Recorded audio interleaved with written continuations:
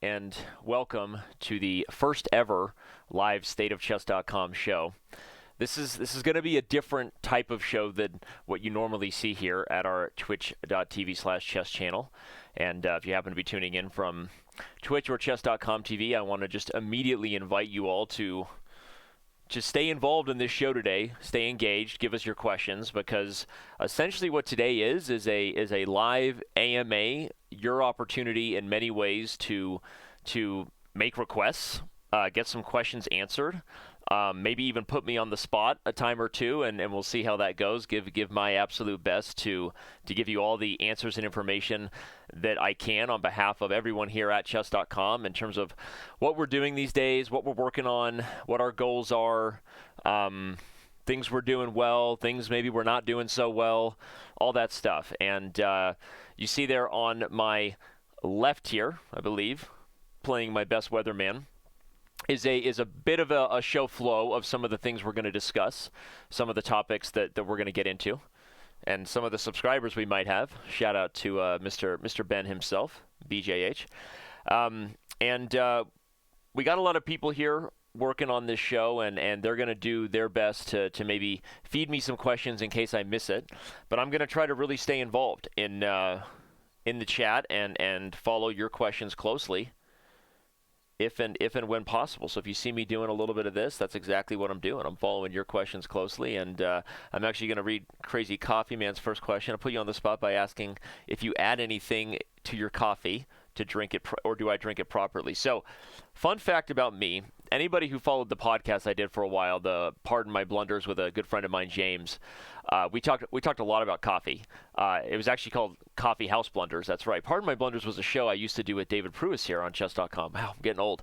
But Coffee House Blunders, we talked a lot about it. And I get a subscription from Blue Bottle. I recommend it. They don't pay me anything to say that. It's a company that actually gathers coffee from around the world. They go like deep in the rainforest, and they find little farmers, and it's really cool. You get a little card every 2 weeks with your coffee that tells you where it's from. And so when it comes to that coffee, Crazy Coffee Man, I drink it properly, as any real coffee connoisseur aspiring to be a coffee snob should.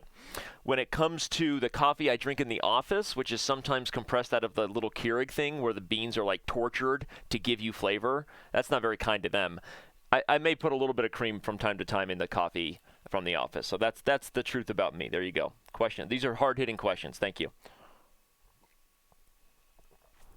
And all right, so we're gonna start to dive in right now. We've got some guests on the line that'll be joining us at some point. We're gonna give you an update from our own director of support. Sean McCoy will be here. We're also gonna bring on our director of internationalization, international growth. That is Sam Copeland. We're gonna talk a little bit about that. And this State of Chess.com show is going to become a quarterly thing where we work through some of the reports we're now giving you. Many of you may not even be aware of what I'm about to go through here, and that we're now doing this on Chess.com as a way to kind of open that window, give you a little bit more direct insight, some transparency in terms of where we're investing and why, and how are we doing catching cheaters, where are we doing updates that you care about, and where are we missing the boat, right? You can leave comments in these articles. In these articles I'm about to go through, and they are going directly to our actually director of communications, which is Michael Green, who who works super hard and puts together these reports for us. So without any further ado, I'm going to start to dive in. I'm following our chat just in terms of our Slack team chat in case we get some questions that I missed. But let's dive in. So anyway, starting in May, we started doing these monthly reports where we give you a full update in terms of what we launched that month on a product level, what's going on behind the scenes, where are we investing, right? What kind of server issues are we dealing with? And believe it or not, having more than 3 million games played every single day is leading to a lot of data issues, as we now are reaching we're reaching 4 billion. We've got 4 billion games total played on our servers, and all those games are supposed to be available at an instant click of a button to you to analyze and do whatever, right? So we're doing a lot of things to support for the future. That's what the behind the scenes update's all about. That often comes directly from our CTO, Mr. Ben Curtis, who contributes directly and gives Michael that update. We'll talk a little bit about the sportsmanship and fair play. And then, of course, we'll talk about support and other things. The other updates I'm going to get to June and July are a little more comprehensive with more sections here. But so I'm not going to spend as much time on May and June because it's already a couple months old. But I am going to just talk about all of this as we go and move through it. Just checking out Mr. John Davis, and appreciate you, man, for everything that you do for our channel. By the way, while I have you here. And appreciate that. So he says, have you considered following the lead of other tech companies and releasing brief postmortems to facilitate trust from your users, and it won't happen again? So you're talking about when our server crashes, when our server goes down, releasing a little bit more information as to perhaps why the server failed and what we're going to do to prevent it next time, if I'm understanding your question correctly. I think we do some of that right now, but if that's okay, if sorry.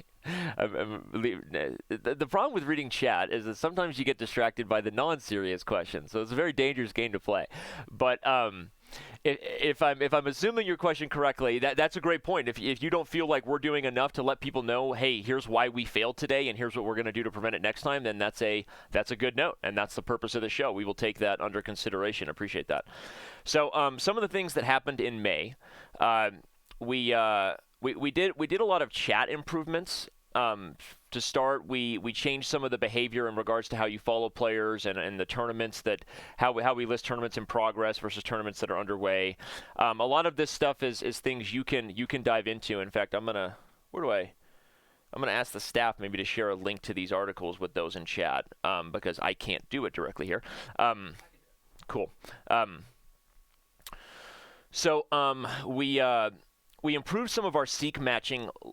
And I want to touch on this because this is something that we get requests and suggestions for a lot, and people don't know that we already do a lot of this. And this is not to say that we are secretly classifying all of you as members in terms of whether you're a good person or not, but it kind of is a little bit. When you run a website this big with so many millions of games played, there are people that no matter how much we try to tell them it's a violation of fair play, they abort, or they just close the game when they're losing. Have you ever done that? Raise your hand if you're guilty. Okay, just so you know, that affects your sportsmanship score, right? There are people that struggle with bad connections, and even if it's not their fault, that may not be the fairest experience to give to people with a super fast connection in terms of lag. So with so many games being played, we're working on an algorithm all the time that we've really developed for years, and we try to make it so that you're getting somebody who's the closest to you.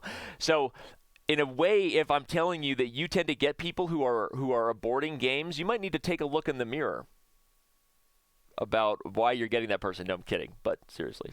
All right, anyway, let's move on.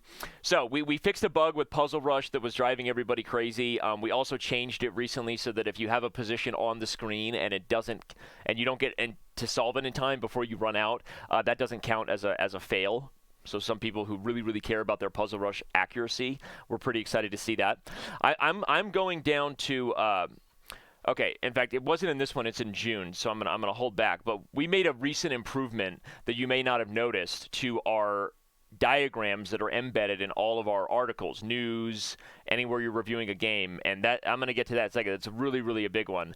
But if you didn't know that we improved the share functionality, there's a lot of ways that you can share games, and I was actually given a request recently to make a video about this for people who post games and share things regularly in forums, to make it really, really clear what the easiest ways are to quickly upload your PGNs and embed them. And so we'll talk about that, because there's some other improvements coming for that. I'm diving ahead to the behind the scenes. Also trying to keep an eye on your that's masochist girl. I don't know if you have a bad fair play rating. Fair play rating is not just about cheating. That's the way I think most of us think in terms of fair play. But fair play is also about good sportsmanship, and like we're talking, also, many of you may not have noticed, in fact, this is something we released, I guess, before May, so it's not in here. But some of you may have noticed that now whenever you play a game in live chess, you have the ability to give your opponent an up thumb or a down thumb, right? Were they a good sport, right? When they were winning, did they say something mean to you and hurt your feelings? Or were they generally good, right? You can Obviously, any user can always choose to abuse that sort of thing and give somebody a thumbs down just because they lost and they're unhappy, and we have had that. But you can also choose to treat it as your opportunity to give a voice to things that you really feel are issues or not. So I'm actually going to, real quick, because I've got the full screen here, I'm just going to go to live chess. Don't freak out. Don't freak out, Aaron. Hi, Aaron. Hi, Aaron. Everyone knows you're there. So I'm just saying, hey. Nobody knows that I'm here. Nobody knows that you're there. Everyone knows that you're there. Aaron is here. He is always watching and waiting. I wanted to show live chess. We kind of got a big version here. Cool. We're gonna update that real quick and show you some things you can do. I'll bring up a game. We got Grandmaster Robert Hess throwing down against Nihal Sarin. That's a pretty cool game. That looks great. That looks great. So you can click on any user, and you can actually submit a report about that user anytime. A lot of people aren't aware of this, but you can click on a user and report anything you want about them, whether that's something you're worried maybe they cheated, or if it's something that you just want to report something specific about your experience. People don't use them often enough to give compliments in the world. You could also say, hey, I just wanted to say this guy's a really kind person. Maybe we should all do that a little more. But that's something you can do. And after every game, of course, as I said, you can also give a thumbs up and thumbs down. And I wanted to show that because since we're kind of on the topic of fair play, I'm going to go back to our May article here. Since we're on the topic of fair play, that's something that you can do that you may not be aware that you can do. So, in May, let's see, this is how many games we reviewed. That's a lot of games. Believe it or not, that is not us just like saying there's how many games total were played in May. We had a lot more games than that played, but we can't, the server capacity, you can't just review every game at the click of a button, right? So there's a whole team working in the fair play department. Yes, there's a lot of games that are automatically pulled and checked and reviewed, but there's also a lot of manual work that goes into that many games being checked. This is how many accounts we had reviewed for fair play. That's nuts. We closed 5,000 accounts, including 8 title players. Yes, I know who all 8 of those title players are. No, I will not tell you what their names are. But I will tell you that we get a very, very surprising confession rate and title players being welcomed back even after offenses. And that's not just for title players. Really, anybody who wants to be honest, premium, basic, titled, and wants to really share. We're very, it's in our best interest to have everybody coming back to our site and staying with us and playing. So believe it or not, as much as it sounds like, oh, you're evil, I always get this. Let me share a little something about little cheating emails I have. And this is like really opening the transparency door. But it's always funny when I try to remind people like, hey, like, you're a title player. Like, we gain absolutely zero from closing you for cheating. If anything, it's just a nightmare. It's a headache. Like, nobody wants this. Nobody wants this, right? Like, we don't gain anything, right? And I feel like people forget that, especially as, like, premium members. It's like the only thing we get to do is actually look all of our members in the eye and say, we're doing a lot about this, right? And that's important, right? Because the integrity of the games played is ultimately your product as a chess website, right? If people feel like they're protected and their chess games matter, then they want to play more chess, right? And so, like, it's just a reminder, we don't really gain anything by this other than to be able to tell all of you we're doing a lot. We're putting a lot of energy and effort into protecting our community, even when it comes to making tough decisions and closing people that may be international grandmasters or other title players, right? It's tough stuff. So anyway, quick reminder on that. I am going to write a book someday, my 60 most memorable title player confessions. I've got a lot. If my inbox could talk, oh, the stories it would tell. Can't talk yet. But that's not like a threat to Eric either. I'm not going to write like a tell-all book when I'm out of the company. But Aaron's going to write a tell-all book. And half the things that happen in this office, I'm going to have to deny vehemently when they go out. More than half of them are recorded. More than half of them he's always recording me, and he doesn't. I don't even know. All right, so I'm going to move on to June and July, mainly because it gets a little bit better. But I also know at some point here we have guests joining us. So as you can, I just wanted to show quickly, just by jumping to June compared to May. you can see the level of effort we're now putting into these reports to really give you insight. So if you didn't get May, I believe we shared a link to it a few moments ago. If you didn't get June, let's share June with everybody, and you can already see just the amount of information we're now putting into these things. So if you're not following the Chess.com official account that we use to kind of make these communications with our community, you really should be. These reports are really bringing you lots of info. People wonder like what we're doing, right? What we're doing at Chess.com. We're doing a lot, and there's a good start. I'm gonna look a little bit at the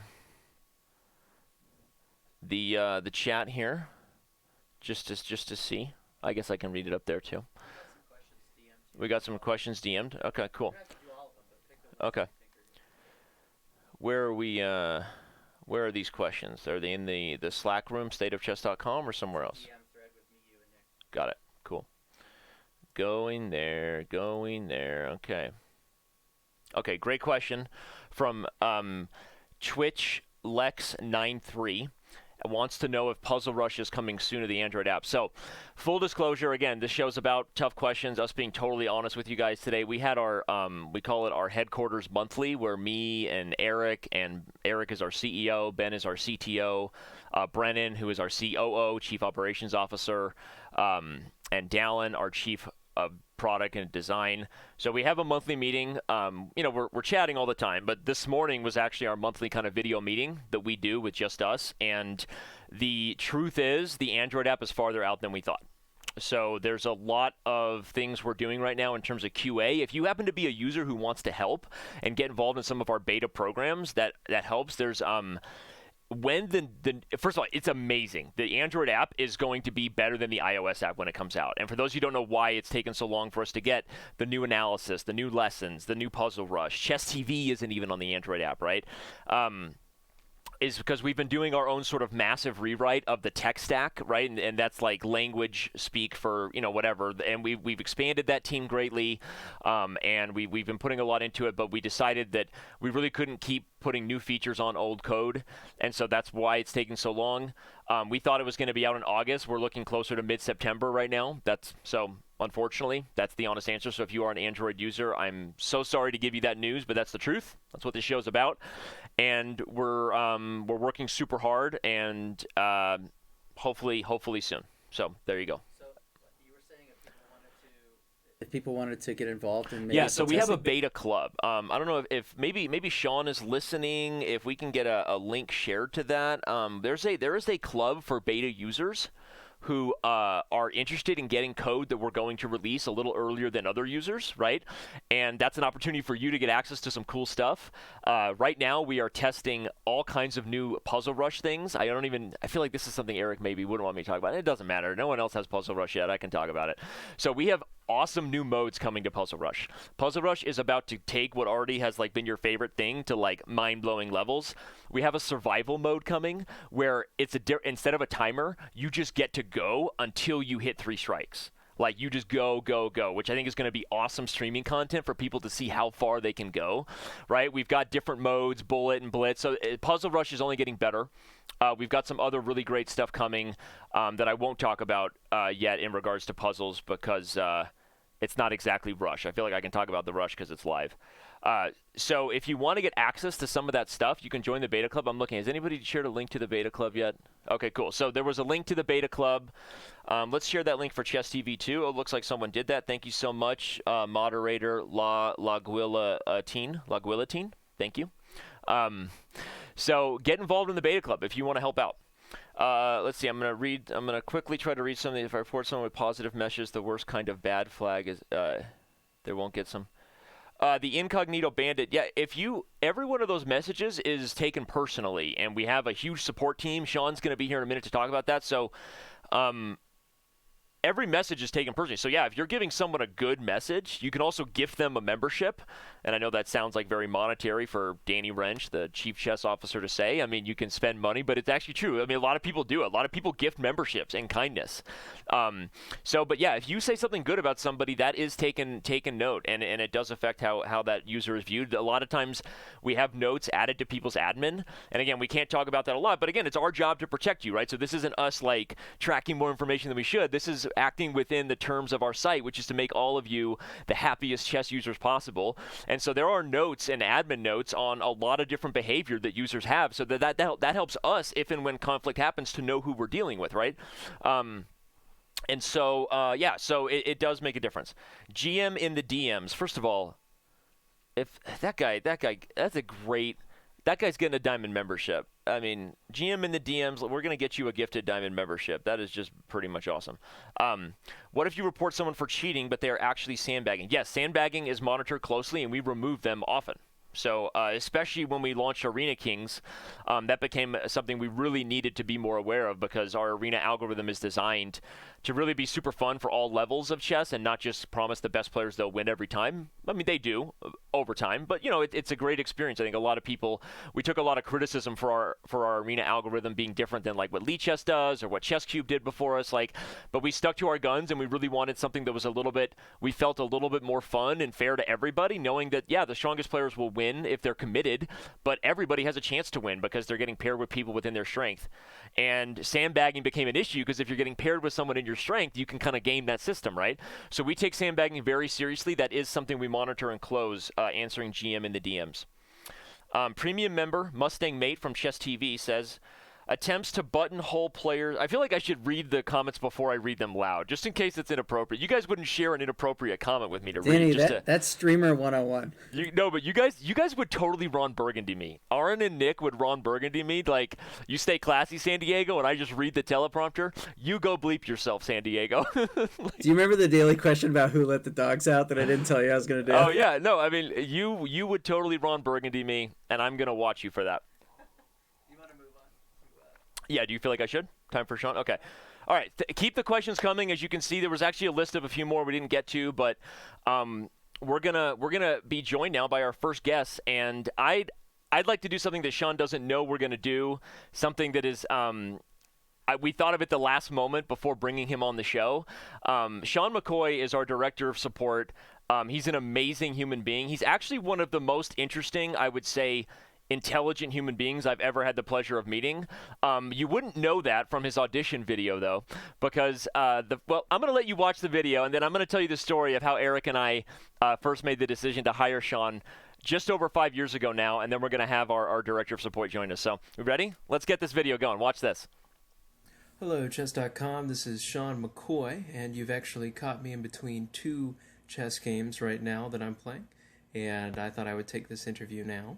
Sean, I need you to take out the trash. Oh, this is horribly embarrassing. After one more game, honey. B4. C6. B5. See, did you get my joke? Say hi to Chess.com. Hi. Well, my name's Sean McCoy. That's my favorite joke. I saw that on your guys' forum post, actually. The reason why I would love to have this opportunity to work for you guys is it's always easier for me to do something that I care about. And chess is something that I care about, so I can kind of get behind the mission of helping other people play it. I got started on Chess.com when I was preparing for a tournament at my local chess club. I had never played a live game before, let alone a rated game, so I wanted to make sure that I had played against some worthwhile opponents. And I actually got second place on that first tournament. It was a rapid one at the lowest bracket. I think it was 1,200 and under, but I was still very proud of myself. This is, sorry about my hand there. This is the computer that I intend to be working on for you guys, and there's my boot. I actually just got out of a car accident. Sorry about the junk back there. This is the extra room that we're getting ready to turn into an office. Well, it was nice almost meeting you guys. Hopefully I'll get to hear from you soon, and have a good day. Watch my finger. Don't get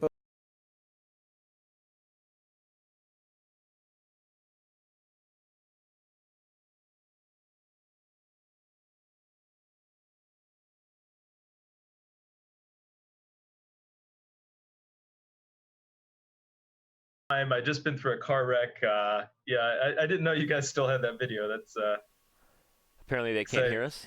Okay, good now. Okay, sorry. Can we move that just so I can see him for this particular segment? Oh, sure. We're being very, very casual here for all of you. We've anyway, Sean with us here. So again, you okay? Here's what Sean doesn't know about that story. So when that video was submitted by Sean 5 years ago now. By the way, looking good today, buddy. Looking good with the beard. Love that hotel room bed behind you. You are at the U.S. Open. You want to tell everybody you're at the U.S. Open playing chess right now. Yeah, I'm at 2.5. So, but maybe if I can win today, I'll get back to the even 500. Awesome. 3.5 out of 7. Yeah. So I want to get into all that, and again, we got some questions for our leader of support, and for those of you who don't know, again, this is Sean McCoy, our director of support. But that video was given to me by Eric, and he said, we got to hire this guy because he might have corny enough jokes to keep up with you. So you've never heard that story, I don't think, right? No, and that's a lie. That nobody can keep up with me and the corny jokes. Your dad level jokes are 9,000. Thank you. Well, so Sean is the director of support. We're going to talk about and ask him to take him through a day in the life of the director of support for Chess.com. What is that? What do you do and all those things? And I'm just going to say real quick, Sean is a published author. He is a former amateur UFC fighter. He is a 1700 level chess player and rising. And he's one of the best communicators I've ever had the pleasure of meeting in my life. Sean, the way Sean manages the support team and where we've come as a company from where we were, I would say 5-6 years ago into where we are now is a huge testament to the way Sean manages his team, the way they deal with conflicts and trying to help users be happy. So Sean had no idea I was going to say all these good things about him, but I just want you to know that is how I view Mr. McCoy, one of the best hires we've ever made. You know I love you, but I just want to profess my love on camera, Sean, and just say that you are one of the most interesting, amazing human beings I've ever met, and thank you for being here. I'm blushing on camera, so it's always a good sign. But, okay, so Sean, take us through the day of the director of support. What do you do here? So basically I'll wake up in the morning, and the first thing I do is look for fires. We get all of these tickets in through our support system from users like you guys when you write in. And a lot of times I've got to find patterns. Like recently we had internet service provider in India that blocked Chess.com. So we had to figure out, why are all these users writing in? Why can't they connect? So that's kind of the first thing I look for. The next thing I'll do is answer all of the questions and emails from agents. And then I'll go through and look at their responses, make sure they're up to snuff.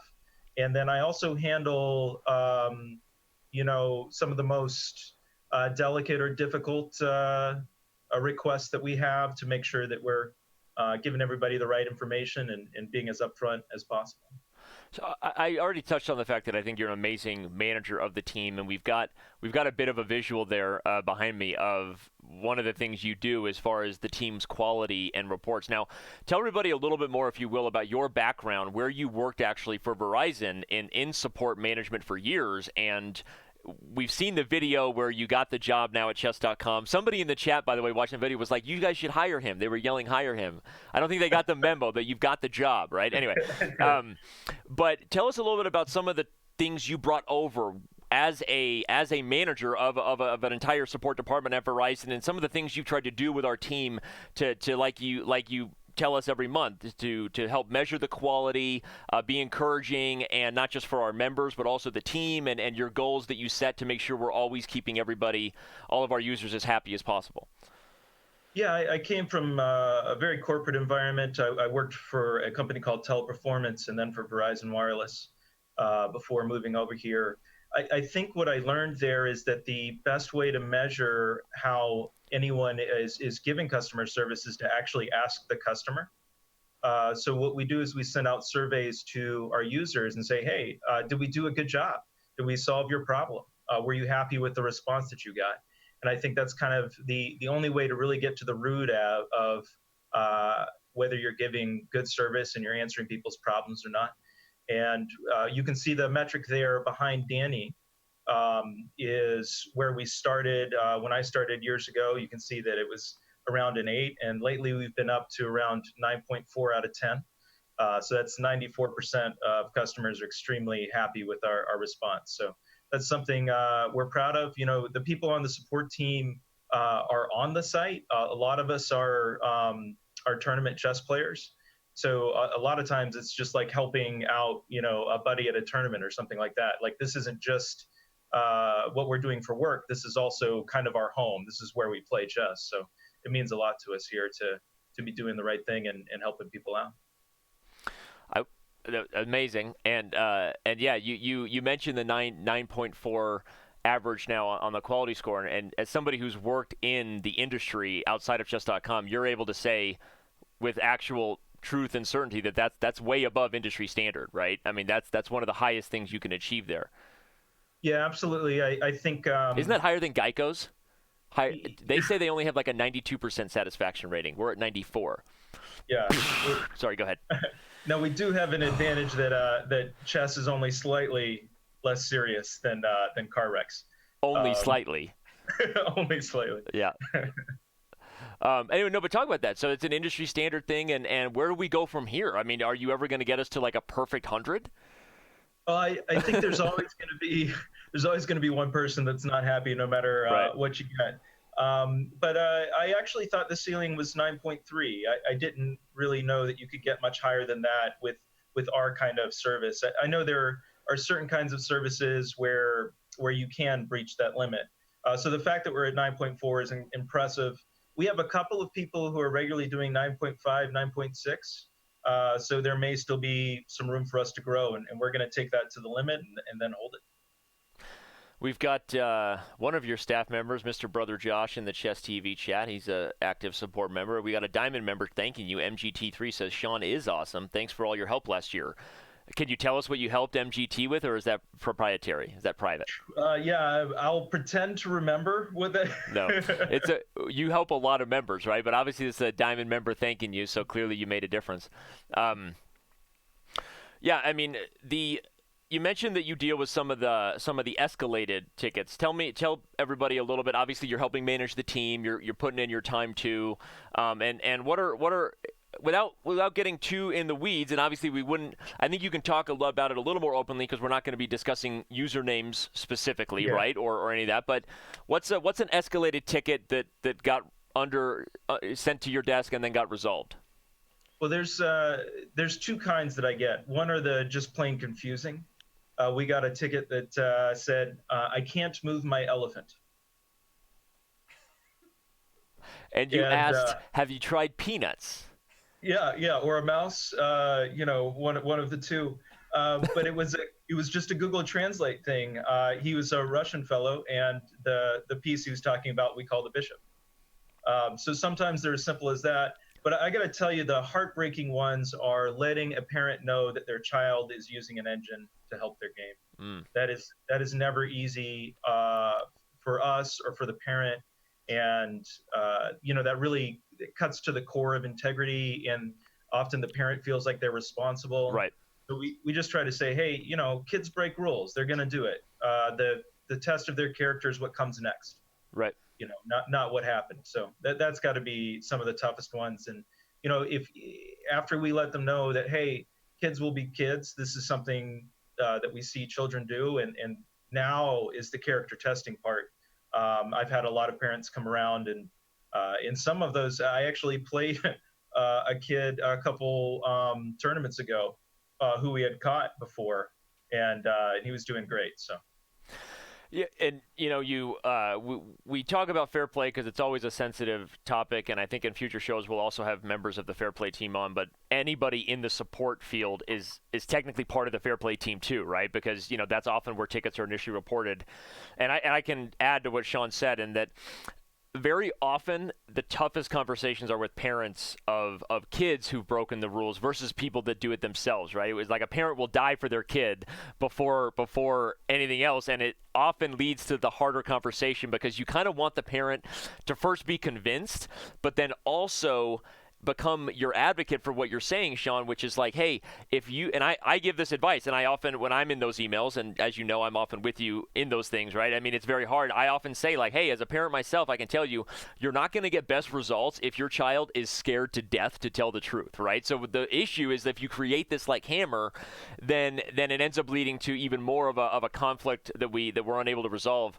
And we've had times where it goes unresolved for months and months and months, and then eventually comes out, right? And I think that, so I would encourage anybody who's ever in that situation to remember that, like, you get better results with compassion and understanding of the fact that none of us are perfect, and not via like some sort of judgment that nobody can get by, right? And so totally opening the door for that is really one of the key parts in communicating with people that have broken the rules. So, and you do an amazing job from that, and I've learned a lot of that from you, honestly. So I appreciate that. It's tough too because Chess.com is such a huge part of the chess pie. It's such a huge part of the chess landscape, and you don't want an aspiring child who's got great potential Yep. to be deprived of a resource that other kids have access to. You don't want them to be going into tournaments at a disadvantage or to not have those resources. So Yep. I don't know. It's And that's why we motivated. operate with a pretty lenient policy in terms of being able to come back, right? Obviously, we're in a position where, and we're going to talk a little bit more about that, right? We don't take action unless we're prepared to defend it in a legal sense, and that's not like a threat. It's just, it's a fact because we have to be, right? So a lot of people operate with anonymity on the internet, and anybody on Reddit with an engine is allowed to accuse somebody with cheating, and it happens, right? But we're not allowed to do those things unless we're prepared to go all the way. And it puts us in a position where, on the one hand, you know, it's a uniquely dangerous spot, but it also shows that if people take a step back and be like, look, they have no motivation to ever do this to a user ever, and they can only be acting with enough integrity that they're ready to go all the way. So, like, it should put things in perspective in terms of, you know, the likelihood that we feel pretty confident. So anyway. And I would like to point out to our viewers, it is the case that we will, if someone is honest with us and they commit to following our rules going forward, that we do let them back on the site. But if they do it again, you know, that kind of cuts the line. We don't have the third chance accounts. So it's not like it's an open revolving door. We are fool me once, okay, but that second time, you know. Yep. And we've had enough of those where we say, best of luck, go play somewhere else, right? Yeah. Well, I don't really have a lot of other questions for you, good sir, besides that we could just hang out and whatever, talk about stuff. But I feel like I didn't get enough oohs and ahs when I said you used to be an amateur, like, Cage fighter, yeah. cage fighter. Like, can we get, like, you guys realize, like, what a badass this guy is? I can say badass. I've heard it's PG.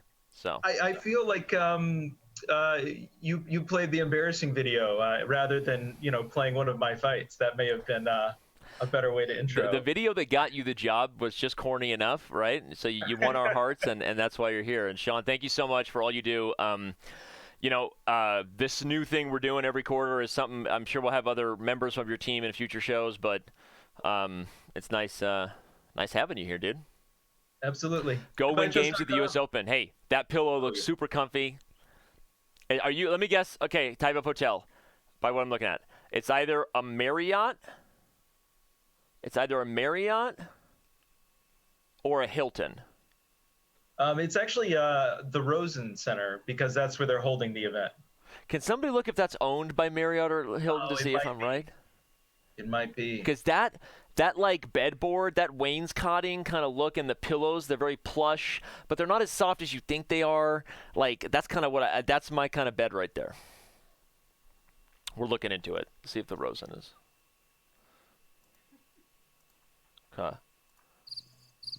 Okay. Anyway, good talk. All right, Sean. We'll let you go, man. Enjoy the U.S. Open. All right, we'll do. Thanks. See ya. We're gonna go back to June here in a minute. Before you do, would you demonstrate for viewers how to submit bug reports or suggestions? Absolutely. Am I on full screen here? Let's do that. So many. It's right here, so it's hard to show exactly. But if you are on Chess.com right now, any left menu is going to have a little question mark right there. Oh, God, my producer is so fast. You guys should get your own producer. My producer is so fast. This right here. And again, I've said this much more directly to some of the staff members we deal, not staff, the partners we deal with in the streamers program. Anybody who kind of gets to know us in terms of how we operate as a company, you learn that this whole report a bug and make a suggestion is not just an opportunity for you to say something into the air that we never read, right? These things practically go directly to the desk of our CEO. And someday, will that be possible? I don't know, but I know that that's how we operate now because Eric, in many ways, is a Lego builder at heart. He's a product man first, and he loves building amazing things for all of you. And so he takes a ton of pride in everything that works and doesn't work. So we use Jira as a ticket management software.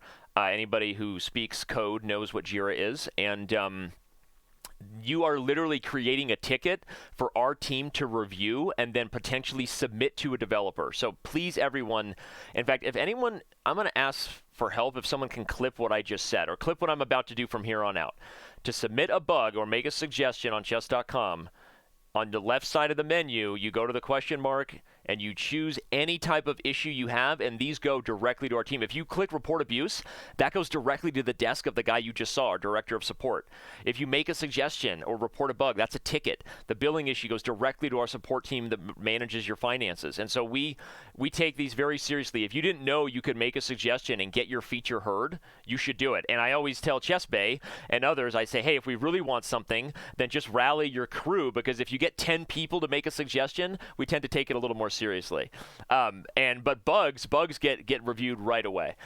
Anyway, so there you go. That is our user snap tool that goes directly to Jira, and now you know that you actually have maybe more of a voice than you thought. So I'm going to answer a question here before we dive into June and continue to truck along here in the topics that we have prepared for you. First ever stateofchess.com show. If you're just getting here, thank you for being here.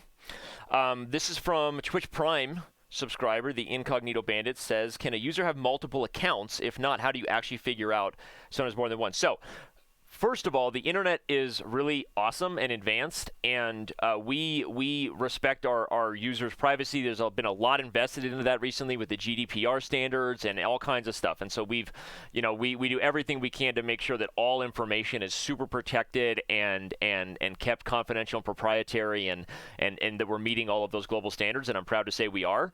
But I can also tell you that anybody who's logging into Chess.com, you have an IP address. You have a unique address that tells us where you are in the world. And that's something that any website has the ability to know.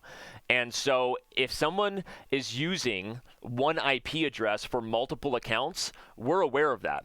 And in fact, we're able to not only measure that, but take automatic steps to regulate behavior of people that are doing that. And part of the reason we have that flag is because one of the things that vicious spammers will do, or hackers will do initially, is mass creation of accounts in order to hit your server hard or spam a bunch of messages, right? So we have automatic triggers in place that tell us anytime somebody is using multiple IPs. Now, we do not act all the time. Why? An IP address is basically a modem and a router at your house, right? So if you have 5 of your family members, you and your wife and your kids are all using it, clearly you're not breaking any rules, right? You just happen to be sharing an IP address with other accounts. But we do sometimes have fair play issues where that gets used against us. We've had, in fact, a fair play violation recently that, can I say that far? I don't want to reveal too much information. I'll say this, where siblings were breaking rules. One sibling was much stronger than the other. One sibling was a much better chess player than the other, and rules were broken, and we closed the account. And after a lot of fair play back and forth where they tried to deny, because guess what? They were cheating, but were they using an engine? No, right? So it was a very weird, but eventually we got them to admit, and we knew exactly what they were doing.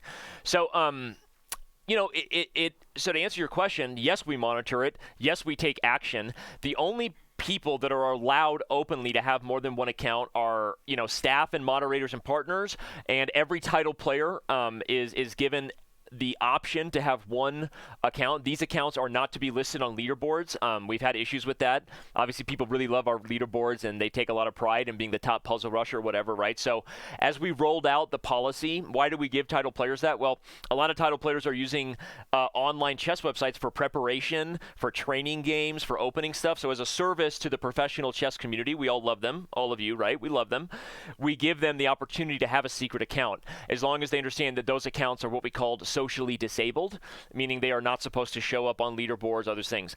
We've had people like Ray Robson, who used the Spicy Caterpillar account, eventually decide that he wanted to be public on his private and make that his main account. And so we actually disabled and went away from using his Ray Robson account and added his real name to the Spicy Caterpillar account per his request, right? So, it's kind of there is some subjectivity to it, and you're right that pretty much most of those decisions come down to yours truly. So if I've made a mistake in terms of how we've handled some of those over the years, I wouldn't be shocked.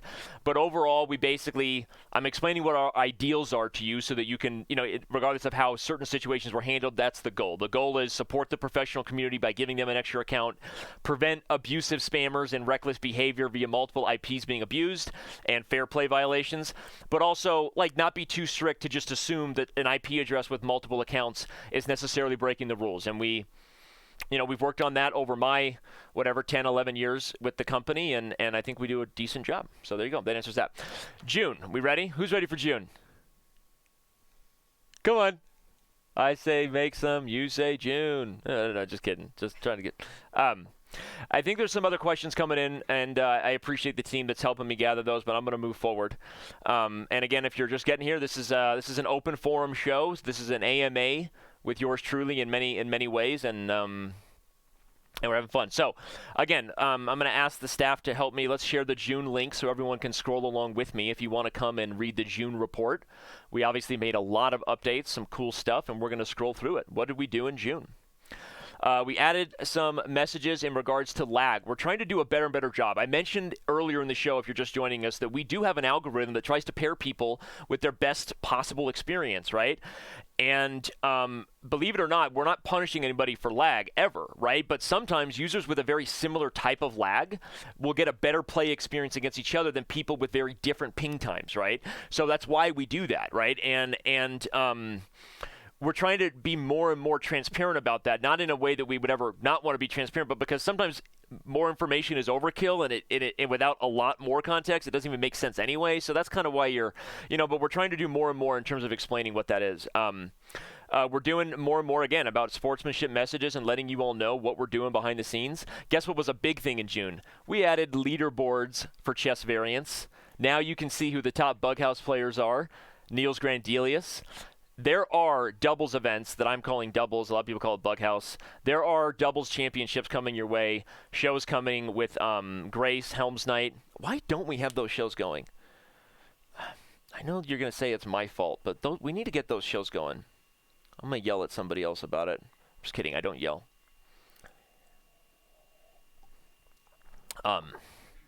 Anyway, so we got more of those coming. A lot of this stuff here that you can scroll through in the report is just kind of transparency stuff and things that, little improvements for the users. We added some functionality to improve your daily chess kind of game review experience. The lessons tool, if you don't use it, is something that, has really been a huge investment for us over the last couple of years. And for those of you who don't use lessons, again, I don't know that there's anything else like it on any other chess site where you can watch a video and then get questions that follow up specifically related to the content. And you're like, Danny, I graduated school. I don't want to take a test, brah. I get it, right? Learning is hard. Most people just want to be on the internet to share emotes and emojis. I get it, right? But if you're into learning and you want to get better, the lessons are the way to go. We're continuously working on that. And we launched our lessons in Russian. So we have a lot of content. That's why we're going to be joined by Sam Copeland here in a minute, our Director of Internationalization. As you may all be enjoying this in English right now, but we have a whole global team working in a lot of other areas. Okay, so we talked about, we added some additional functionality for vote chess stuff. We fixed a bug regarding puzzle stats. That's always cool, now, we've made our leaderboards and things a lot more interactive in terms of scroll over, in terms of trends, your ratings moving up and down, and we've got more and more improvements coming to that all the time because we've learned that people really like leaderboards and they like stats. Those pages are engaged with a lot by our users, and we track that data, right? We know that people like to check out how they're doing and how they compare, and so we have that. Is anybody using dark mode? If you're not using dark mode, you should be. I want to see a chat poll. I'm using dark mode right now on Chess TV on my laptop that I'm looking at here. Oh,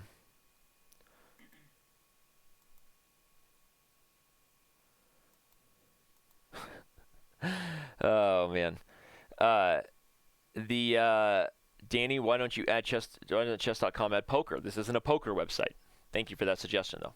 Demonstrate how people can enable dark mode? Yeah, let's do it. Let's do it. So if you're not using dark mode, you really should. The site is just so much cleaner and sexier in the dark mode. It really navigates so quickly. So let's see. I'm going to navigate to dark mode. Let's go to the small version if you want, and go to my settings. Now, in your settings, in your theme, I actually normally don't do it this way. I actually normally do it directly in live chess. So it's right there, right?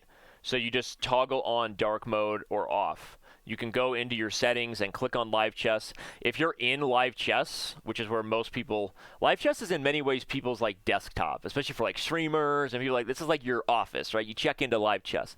If you click on your settings tab in live chess, you can actually go in and out of dark mode as you please. And not to say that the light mode isn't maybe preferred by users who have been using it that way, but I think when you add the depth of dark mode, I feel like, especially in scrolling some of the power pages and seeing standings of people, I feel like the site just is just cuter. It's just better vision. Am I allowed to say? I mean, I just feel like it's just better. Dark mode is just better. It is. I love it. So use dark mode. Use dark mode. Hello, darkness, my old friend. I love it. I almost wanted to start singing the new Black Eyed Peas. Be different. Be nice. Just smile. You heard this one, Aaron? No. Let's talk for a second so people can see that you're actually there. Because people really like knowing that you're not just a made-up figment of my imagination. What if I am, though? Maybe you are. And everybody else watching is also crazy. This is all just a fever dream. This is just a fever dream. Everybody's a part of it. But we watched this show called Songland. Talia, you know my kids, right? So we sing that song now and now. Be different. Be nice. Just smile. I promise it'll change your life. You heard that? No. It's such a positive message song. It really is good. Anyway. All right. Let's go back to June. Thanks for that, Danny. Yeah, you're welcome. So the dark mode is different and nice, and it makes you smile. Where were we at? We were at dark mode, blah, blah, blah. Oh, this is it. I told you that there was something really cool that came to our game diagram, and I mentioned it in May if you're just joining us, but now I'm going to show you that now in all of our diagrams, when we're covering events with a lot of games, sometimes you just want to go through all the games and you don't want to read the whole report, right? It's like if we're covering our own Pro Chess League or if we're covering, Grand Chess or anything, right? So now very often you will see diagrams that just allow you to analyze every game that was played in that particular round or that particular report that we wrote about an event on. So that's actually a really cool feature that, of course, we had the idea and wanted to do 6 years ago, and it just, finally got moved up in the pipeline that we added it. But anyway, I think our game analysis experience, if you're reading news or articles, is getting better and better, and so I'd be curious if anybody has any more suggestions for that. So we redesigned the game archive to indicate which games have been analyzed. This is actually really cool, and it's a part of some of our future goals and features, and this is something I cannot say, but I'll just... It's going to be pretty obvious, so I'll just say we're working on something that we feel will make 99% of users who wish they had something like ChessBase, a database organizational tool that gathers your games and lets you know what you've analyzed, where you need to work, kind of help you in terms of your opening prep and your training. And we're working on something, and we have a name for it, and I won't shout it out, but this is all part of our goal it's in our roadmap right now to bring you an experience that allows you to really have your own database of favorites and just a full landscape of everything that is your home base, and keep all kinds of chess information and analysis and notes and things you want for yourself. So we're working on that. And let's be honest, Danny, we're calling it the Batcave. The Batcave. We're going to the Batcave. Yeah. So that's all part of that. And obviously, some of you have seen me use the retry thing. We've done Rensch's retry now as a part of shows, and I personally believe that retrying mistakes from not only your own games but top games is one of the coolest freaking things. Like,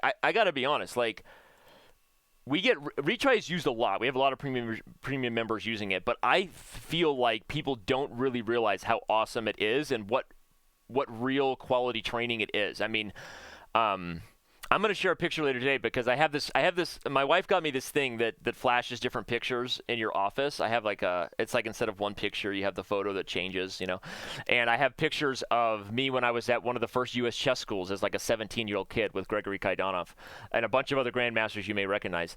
But, one of the things we would do with Kaidanov is like solitary chess, like literally go over games played that day that none of us had seen. He would start off in the morning. Hey, this game was just played in Paris. Have any of you seen it? No, because we're young and we're just showing up teenagers and right, we were up too late. And he would just go through and be like, all right, guess the move. And we would all vote and guess. And like, it's one of the most useful things that leads to critical thinking and training. And so you can grab any PGN played anywhere, any other chess website, any article on our site, and you can load it, get a game report, and then try to retry mistakes. And we're working on the algorithm all the time to give you more things to retry.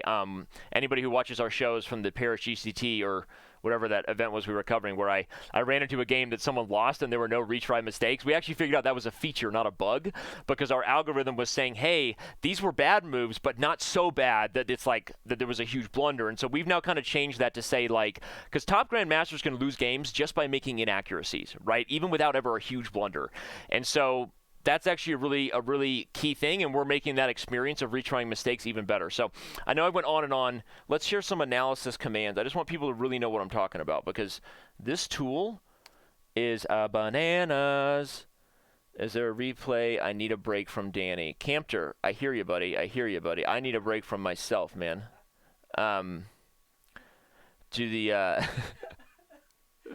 I love that you decided to read that. I read things before I should. I need to learn, like, hey, like, because you guys are Ron Burgundying me.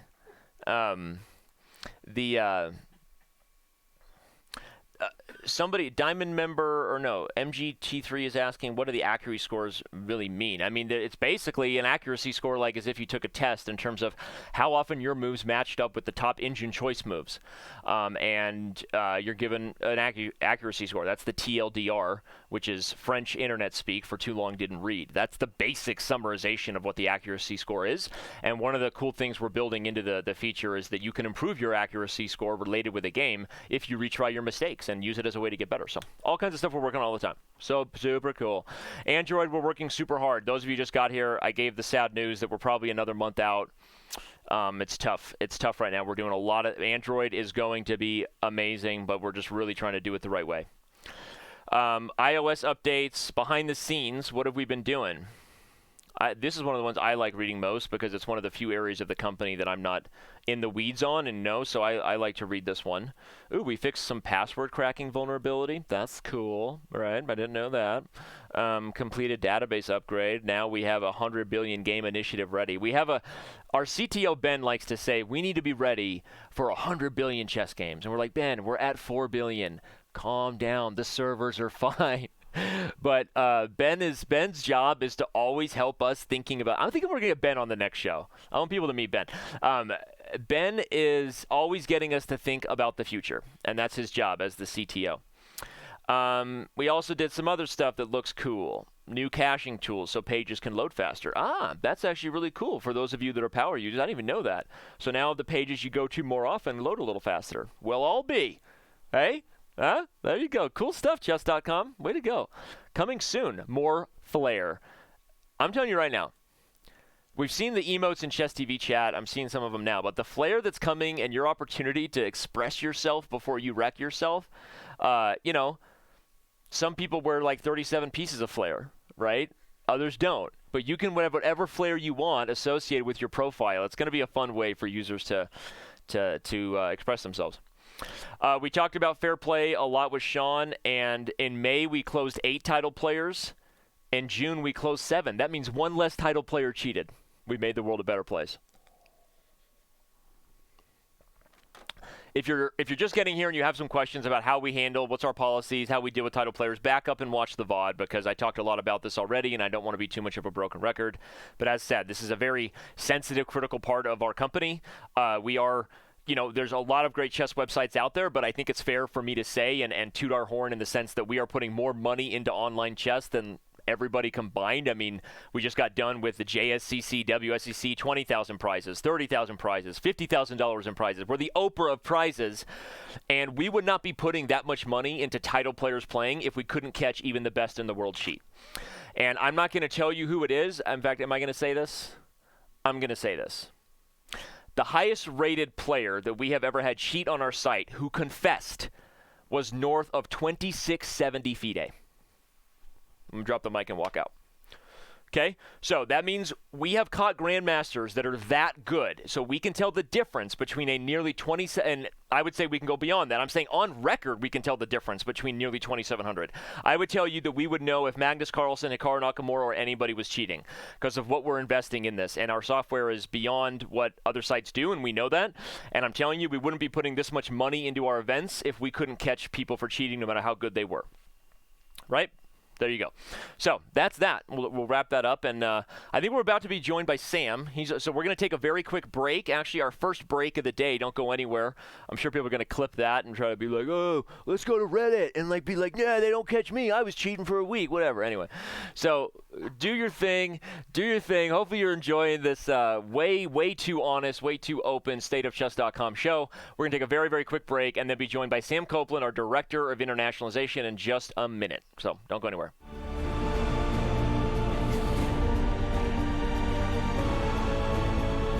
Alright, I'm unmuted, so I assume it's good.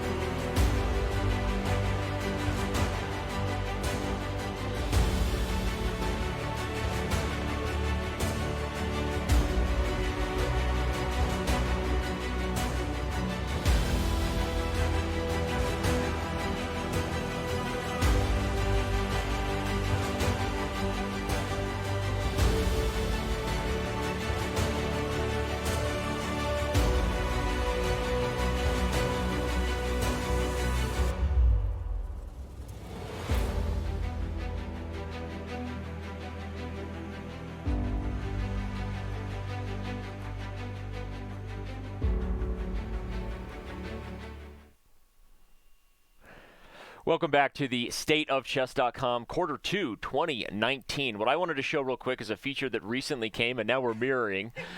You can now engage with both Chess TV and Twitch chat directly at Chess.com TV. So if you're somebody who wants to be able to flippy-floppy in your flops, you're flopping in your flips, you're flipping in your flops, whatever you want to do, right? You can even pop out Chess TV, so you can have Chess TV chat there, and then have the Twitch chat over here, right? So if I brought up back Chess TV, so now look, I've got Twitch chat rocking, and I've got Chess TV chat right here. So you can do it side by side. If you want to chat directly with both rooms, you now have the ability to chat at both Twitch and Chess TV in one single location known as chess.com/TV. So, okay, we can go away from the mirror effect. Hopefully someone clips that as one of the most awkward ways to shout out a new feature possible. The mirror effect is real. Ready? Watch this. Sh-na-na-na-na-na-na. Oh, you went away. All right. The sh-na-na-na-na-na-na is gone. Okay. Oh, I should go away from this. Okay, sorry, wait. I'm going to go to July. We're in July now. Everything's safe. But we're here with Sam Copeland. Let me introduce you, Sam. Hey guys. That's Hey, my Danny. job. All right. Sorry, my ear's bothering me. Can we move the chat so I can see Sam too? Just so we. We got some of your subscribers to your Twitch channel in the chat, Sam. Shout out to Chuck Moulton. Chuck Moulton. All right.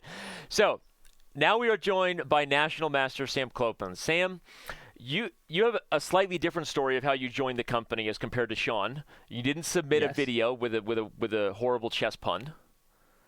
Correct. You Should have. did. It did not. You did sleep on the floor with me, however, in a hotel room in Orlando. Yes. Do you It wanna was tell not that story? The finest night that I've ever had, but Not I the enjoyed greatest sleeping night. on the floor with you in Orlando more than I enjoyed wearing your used shirt the next day, the That's entire right. day. We So were running out of for those of you shirts. wondering what your chief chess officer is willing to do, he's willing to sleep on the floor so that Mike and Christine have the bed with Sam, and then literally give the shirt off my back to Sam. Sam, tell them that you loved me then. That was a smelly shirt, Danny.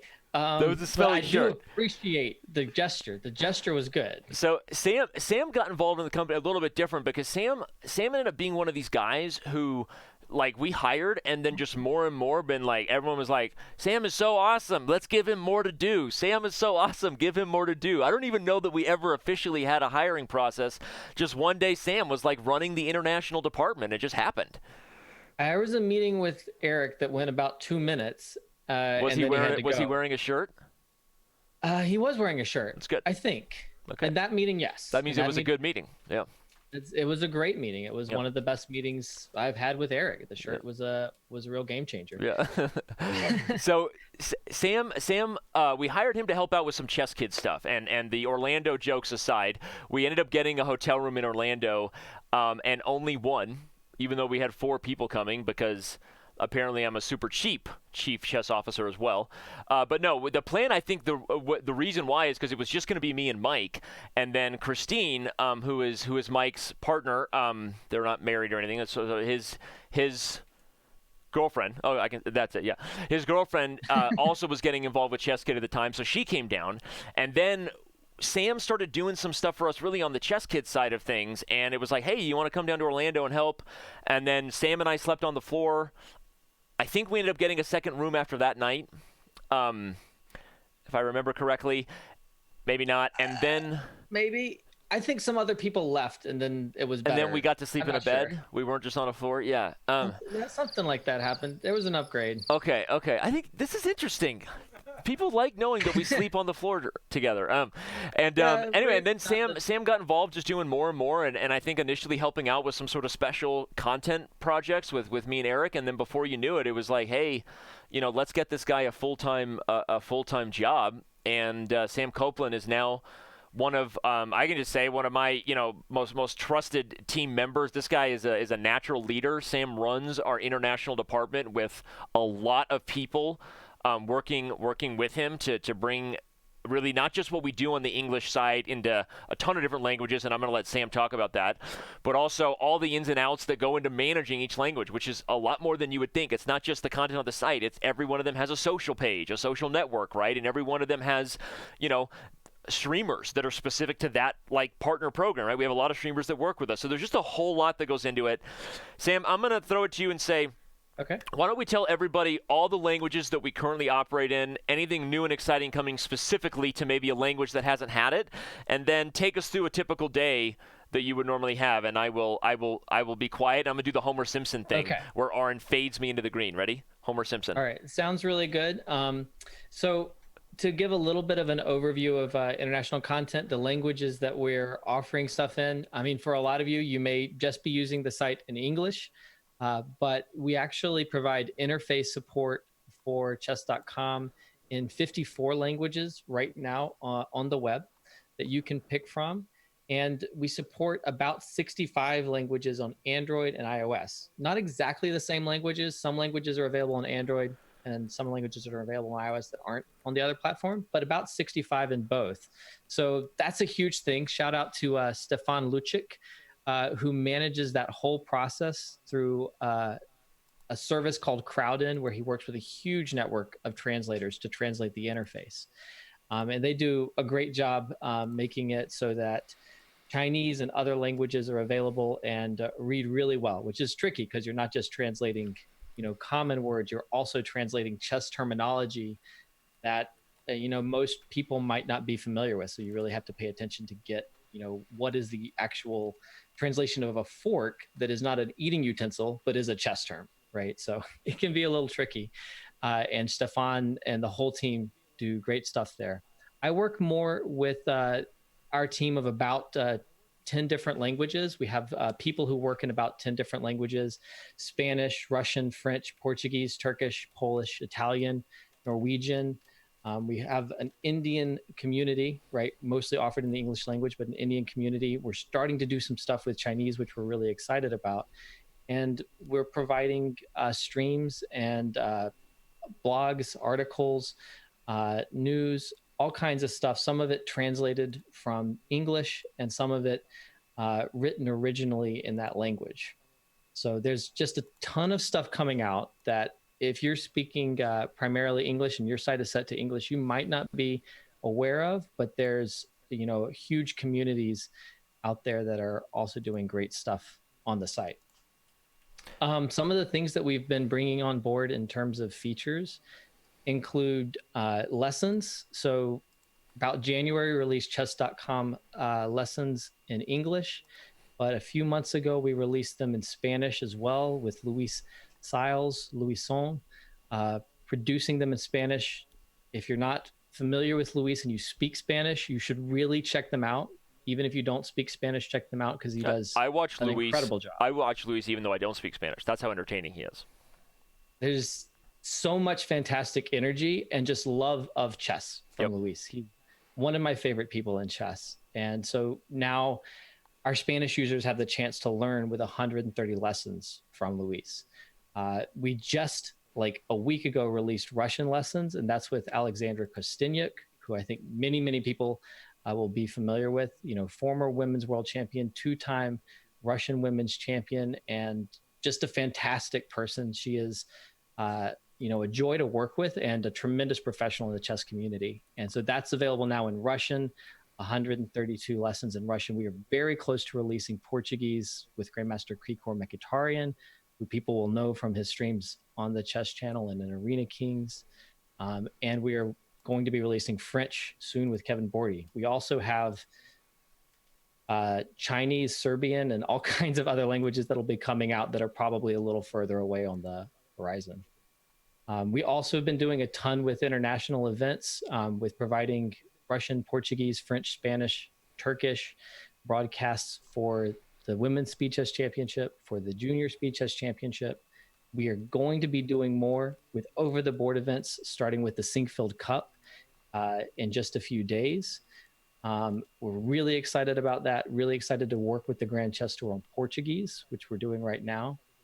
And we're really, really excited. This is like a personal thing that I'm just incredibly pumped about, to offer our first Chinese broadcast tomorrow night for the Junior Speed Chess Championship. That's right. Yi and Jeffrey Jean. Are we allowed to announce? I think we're allowed to announce the GCT partnership with the Portuguese thing too. I'll announce it. I hope so. I'm going to do it right now then. I'm going to say that we also recently reached a partnership with the Grand Chess Tour. So if you speak Portuguese or if you just really love Krikor, we know his community is amazing. Our Portuguese coverage of the Grand Chess Tour moving forward will have the official live camera feed from the site. So it'll have cameras of the players, of the board, all that stuff. So, and we're working on improving our partnership and coverage of the Grand Chess Tour all the time. But that's something that was just recently confirmed and given to us by the GCT team. So I'll share it. We actually have a separate Absolutely. DM. Me and Sam are in a DM right now with Krikor on Slack talking about the logistics of that while doing this. So anyway, Yes. back to you. I'm also in another thread that now has 60 unread messages that's been blowing up. So I hope it's okay that I haven't checked it. Yeah. So that's fantastic. And if you like Krikor, definitely check that out. And I am excited to see Krikor manage like 18 scenes by himself. Krikor produces everything we do in Portuguese basically and is awesome at it. We also have been doing a lot more with international clubs. So shout out to our international communities who are working on clubs.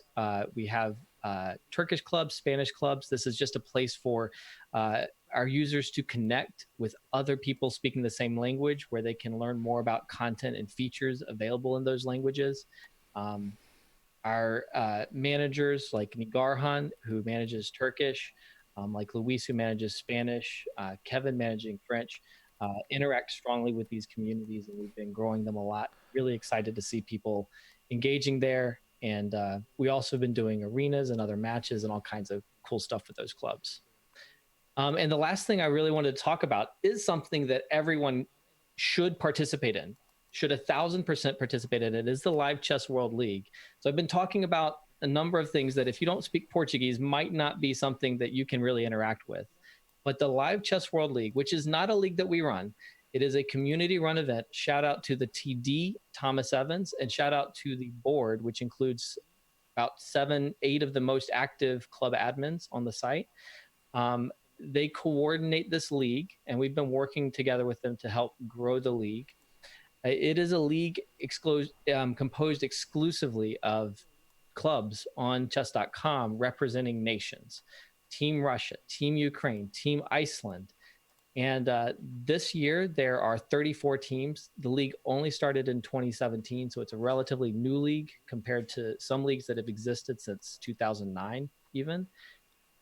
And it's in its 4th season. It just started. You should definitely go join the club for your country and participate in the matches. They are live chess matches similar to the Pro Chess League Summer Series played in the live server. And just the regular Pro Chess League too. I mean, it's leagues are super fun, super popular thing, right? It gives you a reason to play, right?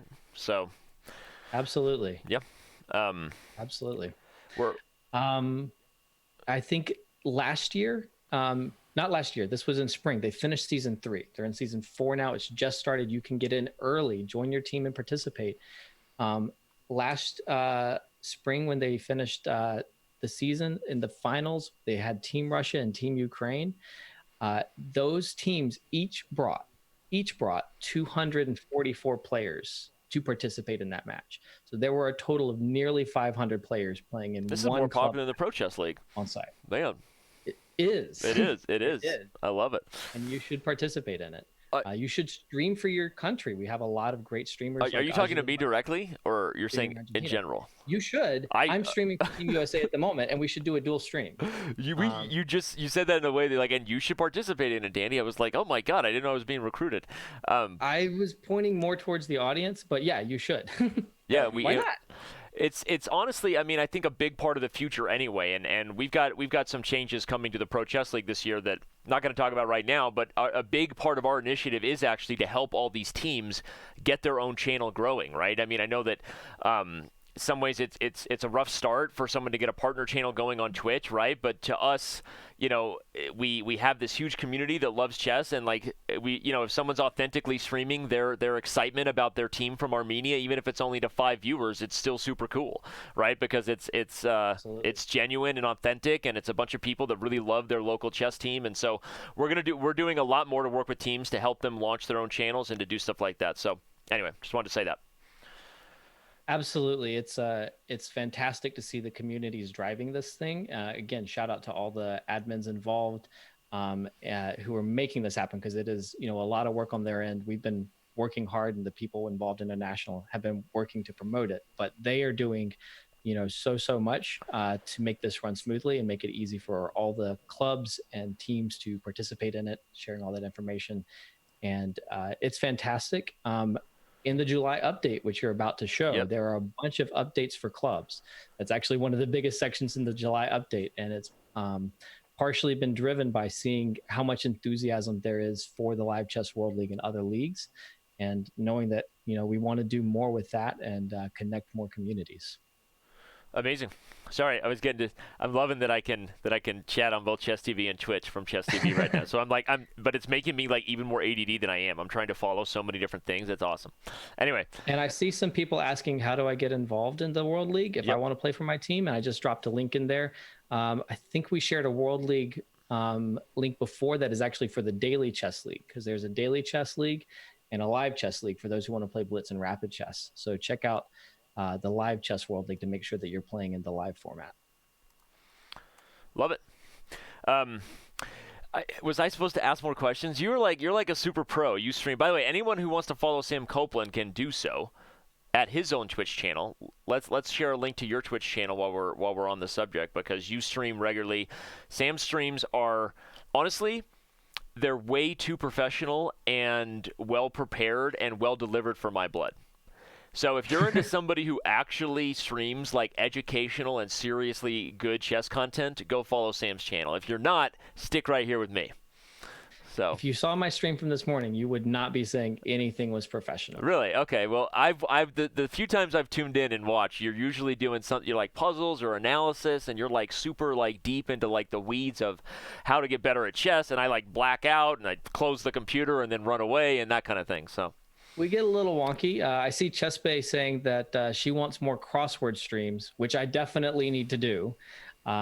That is one of the things that I really enjoy, and I haven't been able to find time to connect with my wife Miller, who I usually do those with. But cup of hot chocolate and a crossword stream is a really great way to. That sounds like a huge nap for me. No, I'm just kidding. Miller? Do you rely on Miller for the crosswords? We know she's super smart, but is she like? She's better than me at crosswords. Okay, yeah. That is objective fact. If there's an ELO at crosswords, like she's significantly better than me. Yep. What about Sudoku? Sudoku. Oh. She's probably better than me at that, but I don't know. Okay. I've not done enough, but I think she's better than me at that. She's also definitely better than me at cribbage. Which drives me nuts, because I feel like you should break even if you're halfway decent at cribbage. Like the odds are in your favor to break even, but somehow she's still better. I feel like it should break pretty even. It's not like poker where you don't see the cards or something. Right. You're just getting the cards. If you count it right, you should be pretty close to even. And she kills me every time. Shout out to people who like cribbage in the chat. I know there wasn't anyone, but I like it, and I'm in the chat. Shout out to Frank for sharing the link to Sam's channel. But seriously, go give Sam a follow. Sam, all the work you're doing, again, I think it's kind of unique to have you here talking about so many initiatives in the international chess community, because obviously most people here are just speaking English, and I think in some ways, they only kind of know what we're doing, right, on the main channel side of things. So it's fascinating to get the update, and I'm super pumped about Krikor having the live camera feeds. I'm super jealous of him in the GCT coverage. So if anybody isn't following Krikor's channel, maybe we can share a command of that. Or actually, he'll be doing it from our main Chess.com PT channel. So go follow. You can follow all of our official channels. As Sam said, we do streams in all these other languages. So just go to twitch.tv/ChessComPT. There we go. And I would speculate that there are quite a few people in the chat who actually speak languages, other than English, right, obviously, but who speak languages other than English as a first language and still don't know that there's a lot of content on Chess.com for them, right, that they may not be seeing if you've got your interface set to English. You want to make sure that you're seeing all the content that's available to you in English and other languages. Go in, change your language in your profile. And choose English plus my language to make sure you see both the content in English and the content in Spanish, or the content in Chinese, or whatever other languages you would like. for example, Eric speaks English and Spanish, Yep. and he can get both of those. Eric speaks really. We'll get Eric on the show another time. Just let him talk about things in Spanish. But all right, Sam, thank you for being here. We're gonna let you go and dive into July before kind of the open Q&A AMA wrap up, and then Arena Kings will be starting here in about a half hour. Some of you are already tuning in and asking about that. So, all right, Sam, thank you so much, dude. This was awesome. Thank you, Danny. All right, well, that was National Master Sam Copeland, as we said, our Director of Internationalization, International Growth, International Content, whatever. He does international stuff, right? He's an international man of mystery. We have a couple questions I want to answer before we get into the July review.